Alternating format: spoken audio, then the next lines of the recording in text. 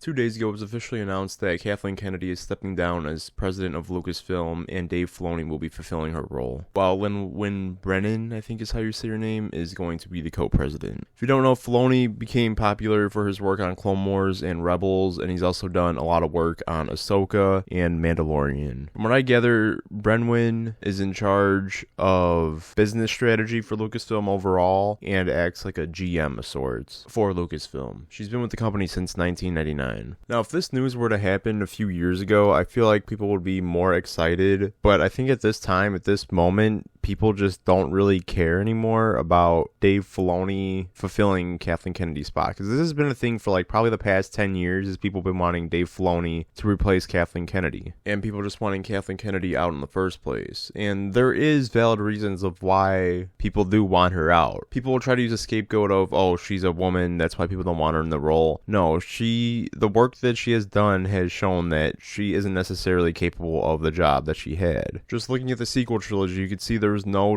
decisive plan. There was nothing laid out, there was no outline, and it was very messy. And if you like the movies, there's nothing wrong with it. I think Force Awakens was a decent start to the trilogy, even though it was a rehash of A New Hope. But after Force Awakens, everything is just a huge mess that you could see in real time watching the movies that they're cleaning up as they go, and how they don't really know what they're doing, and how that there's multiple visions that people have had that not all of them were seen through, and you could see all the holes in it. I think The Last Jedi really threw things off with the direction it wanted to go. Rian Johnson wanted to make a very specific type of movie, but that type of movie just does not fit in with those three movies, with the whole trilogy, because then with The Rise of Skywalker, they're like, all right, we have to course correct here. So then Abrams comes back, retcons part of The Last Jedi, and then starts finishing how he saw the story, making things like Holdo's sacrifice was 1 in a million of actually working. Which, if you watch the movie The Last Jedi, if that was only 1 in a million, that was terrible. That was a stupid decision. That's like, you know what? To get out of poverty, I'm going to go to the casino every single day. Like, it's a 1 in a million chance I'm going to hit the grand, but I'm going to keep doing it. Then the whole Palpatine's return was so stupid and so unnecessary, and there was no build up to it at all. It was just dropped on us. And I feel like as like the president, you should be overseeing these things and making sure that they're going smoothly, not micromanaging it, telling people what to do, what exactly they have to do, but to get a clear vision and to ensure that vision is seen through. Something that's coherent and something that makes sense.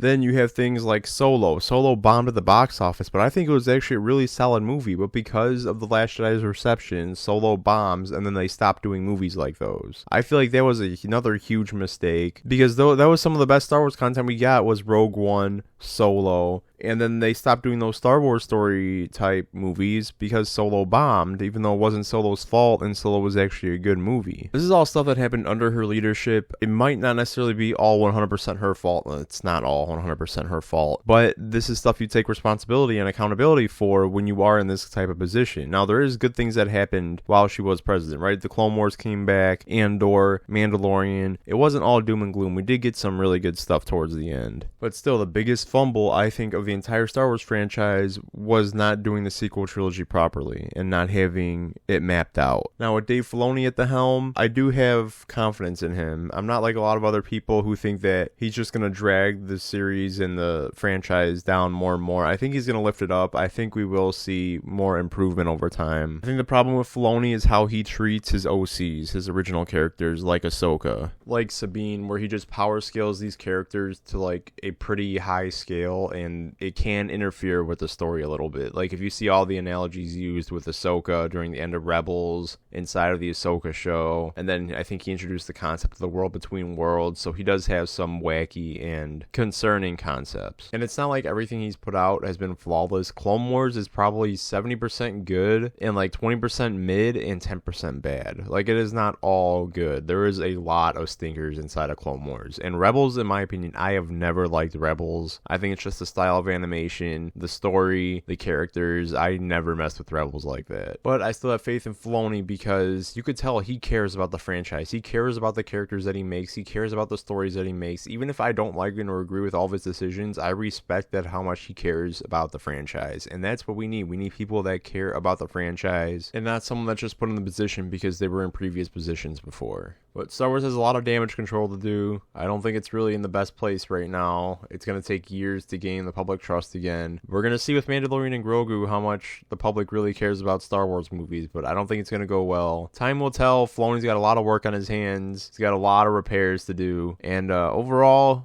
I'm a little bit more excited for Star Wars than I was the day before I found out this news. But it's still not groundbreaking news in my opinion. It's still going to feel the same way for the next few years. Maybe in like the 2030s will actually feel like a shift in the culture again for Star Wars. Anyway, let me know what you guys think down below, and I'll see you guys in the next one.